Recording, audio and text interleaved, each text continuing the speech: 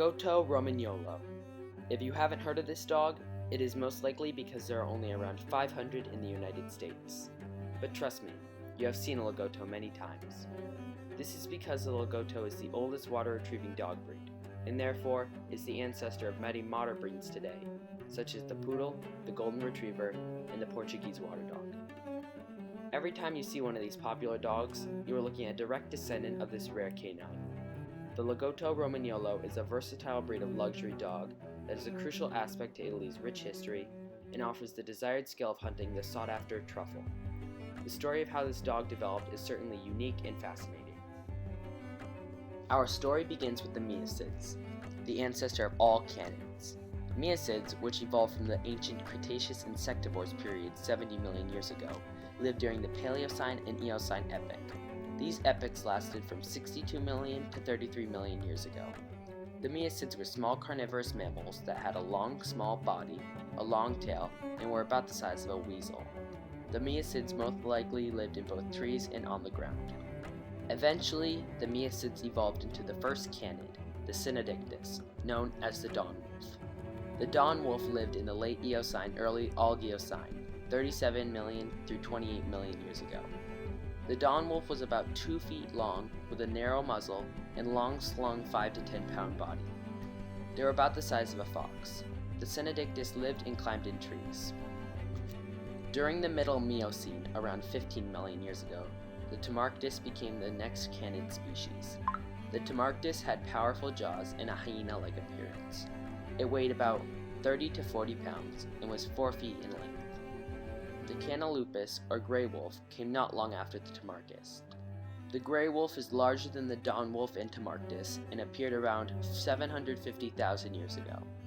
It is from the gray wolf that the Canis familiaris, also known as the domestic dog we know today, directly descended. Dogs and gray wolves' mitochondrial DNA only differs by 0.2%, and dogs have the same skull proportions of juvenile wolves. The smaller the dog, the more juvenile the skull will remain. Dogs were the first animal to take in residency with humans. Dog domestication began in China and other parts of Southeast Asia around 33,000 years ago. When wolves do not mature enough and do not follow the social ranking where they respect the alpha male, they are exiled from their wolf packs. After being exiled, the wolves would seek companionship with humans. It is in their nature. This worked out well because humans crave the dogs that exhibit more puppy-like behavior, and these are the same wolves that wouldn't be accepted in the wolf packs. The maternal instincts of human women caused them to easily welcome the abandoned pups. There, the puppies would be pampered and raised like humans. Sometimes, the women would even breastfeed the puppy pups, establishing a powerful connection. These early wolves easily fit in with the human dynamic because they possess the ability to adapt to the needs of their owners. People looked at dogs as guards, haulers, hunters, transportation, and companions in their communities. Around 15,000 years ago, dogs, along with humans, began to migrate out of Southeast Asia and into Africa and the Middle East.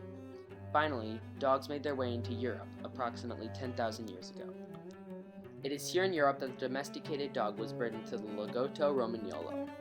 The Lagotto is a very old breed native to Italy that even predates the Romans. The Lagotto can be seen in century-old art such as the 1456 Italian fresco by Andrea Mantegna. The Vallaroli first used the Lagotto to hunt waterfowl in the Valle San Giovanni, Italy, hence the Lagotto's nickname of Water Dog of Romania.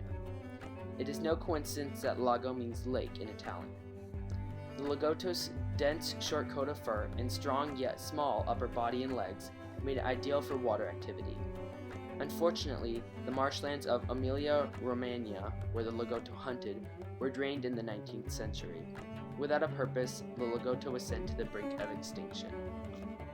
After near extinction, the Lagotto romagnolo was taken in by truffle hunters. The club Italiano Lagotto, founded in 1988, saved them from dying off. The Lagotto is trained from birth by truffle hunters to use their keen noses and powerful legs to seek out and dig for truffles. They are the only purebred truffle hunting dog in the world.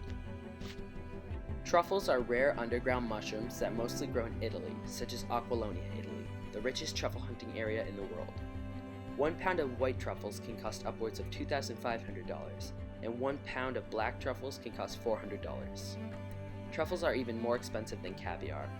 The Lagotto has no desire to eat this expensive delicacy. When they find one, they are rewarded with a treat. This sets the breed apart from others. Not many dogs have as much self-control as the lagotto. Lagottos, with training, are able to relay information to their owners, such as areas where truffles are growing, whether a truffle has rotten, and locations where a lot of truffles are. Nowadays, however, not all lagottos are used for truffle hunting. Lagottos are great family dogs that love children.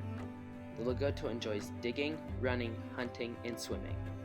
Because of their sweet temperament, docility, and friendly nature, many lagottos are also often used as therapy dogs for the elderly. People are encouraged to interact with this fantastic breed.